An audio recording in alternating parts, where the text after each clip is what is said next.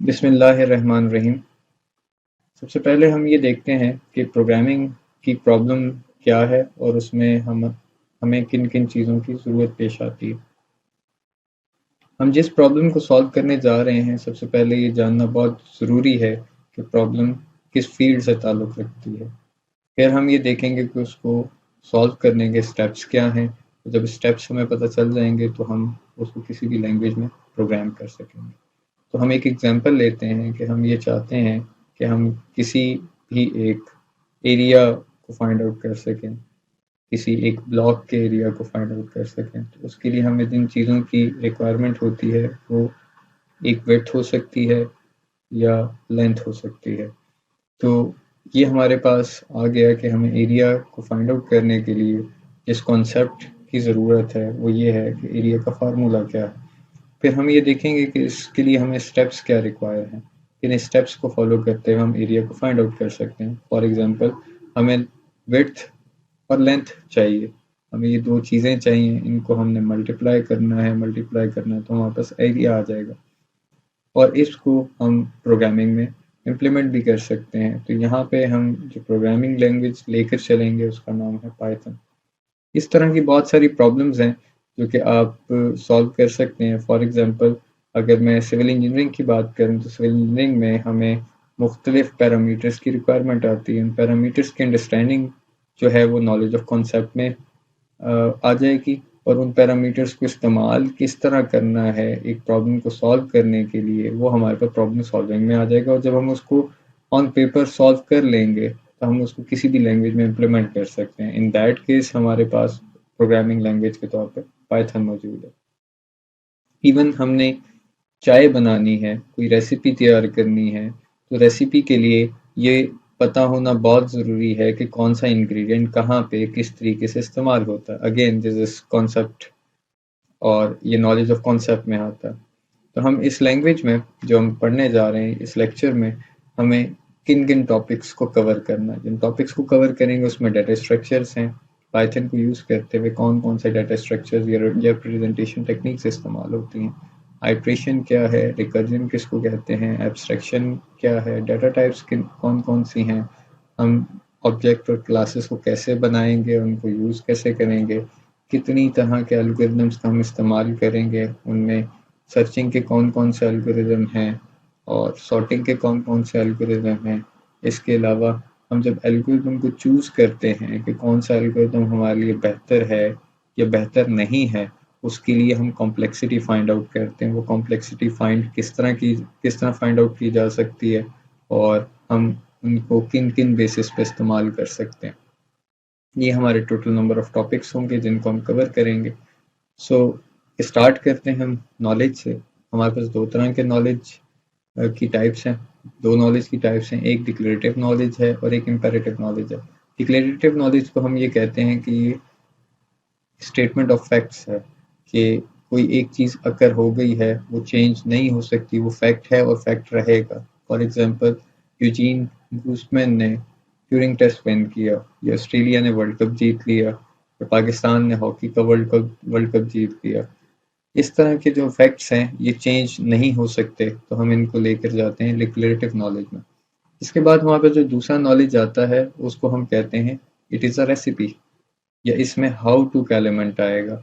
For example, Mahmood opens spider ID. अब महमूद ने spider का जो आईडी है ये कैसे ओपन किया। उसको ओपन करने के एक से ज़्यादा तरीक़ाकार हो सकते हैं, प्रोसीजर्स हो सकते हैं। उसको ओपन करने के स्टेप्स क्या हैं, ये हमारे पास इम्पेरेटिव नॉलेज आ जाएगा। या महमूद ने रैंडम नंबर चूज़ करना है बिटवीन 1 एंड 100, तो वो रैंडम नंबर किस तरह चूज़ किया जाएगा, किस तरह हम उसको रैंडम नंबर को पिक करेंगे, ये हमारे पास इम्पेरेटिव नॉलेज में आ जाएगा। एक एग्जांपल लेते हैं हम, न्यूमेरिकल एग्जांपल। उसमें हम पहले ये डिफाइन कर देते हैं कि हमारे पास बेसिक चीज़ क्या है। हमने स्क्वायर रूट लेना है x का, और स्क्वायर रूट हमारे पास इस तरह आएगा कि हमने उसको गेस करना है। और स्क्वायर रूट का जो हमारे पास फार्मूला है वो ये है कि x एक नंबर है जिसका हमने स्क्वायर रूट लेना है, और वो नंबर किसके बराबर है, y इंटू वाई। अब y इंटू वाई का जो आंसर है वो हमारा x के बराबर आएगा, तो हमारा ये कंप्लीट होगा। हम इसको आगे लेके चलते हैं ज़रा। हम स्टार्ट करते हैं गैस करने से। हमने एक वेरिएबल लिया जी, हमने कहा कि जी हम गैस करते हैं कोई एक नंबर। पहली स्टेप में हमने गैस किया और जी की वैल्यू थी 3। हमने एक रूल बना लिया। रूल क्या था कि अगर जी को जी के साथ मल्टीप्लाई करें और वो एक्स के करीब करीब आ जाए तो इसका मतलब ये है कि हमने स्टॉप कर लेना है। अगर वो जी के करीब आ जाता है स्टॉप कर देंगे और हम कह देंगे कि हमारा जो आंसर है वो जी ही है। अगर वो नहीं आता तो हम एक नया गैस बनाएंगे और नए गैस बनाने के लिए हमारे पास जो फार्मूला है वो ये है कि हम जी का जो हमने गैस किया था एक नंबर और एक्स डिवाइडेड बाय जी यानी कि जो एक्स की वैल्यू है उसका हम एवरेज ले लेंगे और फिर हम इसको फिर एक और दफ़ा कंपेयर करेंगे। अगर फिर हमारा जी के करीब आ जाता है, सॉरी गैस अगर हमारा एक्स के करीब करीब आ जाता है तो हम ये कहेंगे कि हमारा आंसर मिल गया है। अगर नहीं आता तो हम इसको रिपीट करते रहेंगे अनटिल अनलेस कि हम आंसर के करीब तक ना पहुंच जाए। तो पहले स्टेप में जी की वैल्यू ली गई 3, जी को जी के साथ मल्टीप्लाई किया, आंसर आया 9। एक्स हमारे पास 16 है, उसको डिवाइड बाय 3 किया और उसका जो आंसर आया है और जी इन दोनों का जब एवरेज लिया तो वो 4.17 बना। ये हमारे स्क्वायर रूट के करीब करीब नहीं है, यानी कि अगर हम एक्स का स्क्वायर रूट लें तो एक्स का स्क्वायर रूट 4 आएगा। ये 4 से थोड़ा सा ऊपर वैल्यू है तो हम क्या करेंगे, हम इसको दोबारा से गेस के तौर पे लेंगे। अब फिर हमने जी को जी के साथ मल्टीप्लाई किया तो आंसर आया 17.37। हमने 16 डिवाइडेड बाय 16 डिवाइडेड बाय 4.17 किया तो हमारे पास आंसर आया 3.837। अब हमने जी का और इसका फिर एवरेज लेना है। जब जी और एक्स डिवाइड बाय जी का एवरेज लेंगे तो हमारे पास 4 के करीब करीब वैल्यू है, लेकिन इतनी करीब नहीं है जो हमारे थ्रेशहोल्ड को क्या कर सके, क्रॉस कर सके। हमने इस एवरेज को दोबारा गैस के तौर पे लिया। गैस के तौर पे लेने के बाद हमने जी को जी से मल्टीप्लाई किया और फिर हमारे पास जो लास्ट गैस आया दैट वाज 4.000002 और ये बहुत ज़्यादा क्लोज इनफ है। अगर हमारे थ्रेशहोल्ड के करीब पहुंच गया तो हम ये कहेंगे कि हमारा गैस सक्सेसफुल है और आंसर इज जी। अदरवाइज ये चीज़ चलती रहेगी। ये हमारे पास एक न्यूमेरिकल एग्जांपल थी इसके लिए।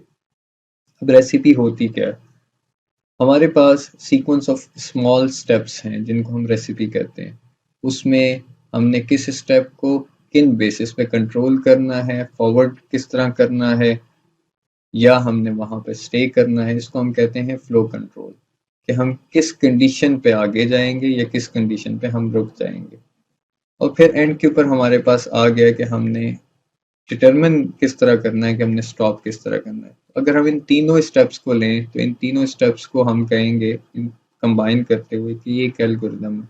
फॉर एग्जांपल हम स्टार्ट करते हैं, हमारे पास इंग्रेडिएंट्स हैं milk, sugar, water, tea leaves और हम बनाना चाह रहे हैं कि हमने चाय बनानी है। तो हम सबसे पहले क्या करेंगे कि हमने पानी को गर्म करने के लिए रख दिया, उसमें इंग्रेडिएंट एक और शामिल कर दिया। हमने कहा कि जी आप शुगर को शामिल कर दें और आप टी लीव्स ऐड कर दें, यानी कि पत्ती ऐड कर दें। जब आपने ये सारा का सारा कर लिया तो अब हम इंतज़ार कर रहे हैं, इफ़ की स्टेटमेंट है, जब तक कि पानी उबलेगा नहीं हम उसमें दूध शामिल नहीं करेंगे। जैसे ही पानी उबल जाएगा हम दूध को शामिल करेंगे और उसको थोड़ी देर के बाद हम क्या कर देंगे, स्टॉप कर देंगे। अब इस रेसिपी को मैंने एग्जीक्यूट किया है, इन स्टेप्स को मैंने फॉलो किया। ये सारे के सारे स्टेप्स रेसिपी थे और इनको कंप्यूटर की ज़बान में हम क्या कहते हैं, एल्गोरिथम कहते हैं।